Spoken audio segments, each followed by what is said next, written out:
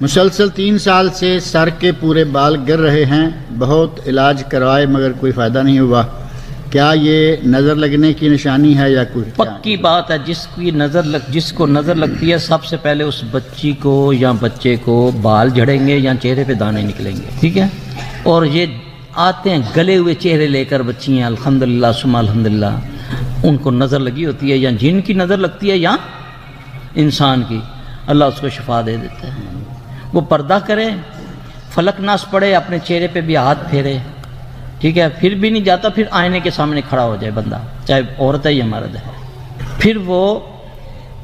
پہلے سورہ پڑھے، والتین والزیتون وطور سینین وہذا البلد الامین لقد خلقنا الانسان فی احسن تقویم، اس کی وہ جتنی چاہے تکرار کر لے اس آیت کی،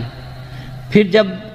یعنی کہ 10 بار کر لی، 20 بار، 30 بار، کوئی تعداد نہیں ہے، اس کے بعد پوری صورت کر کے پھر فلک اور ناس 11 بار پڑھے،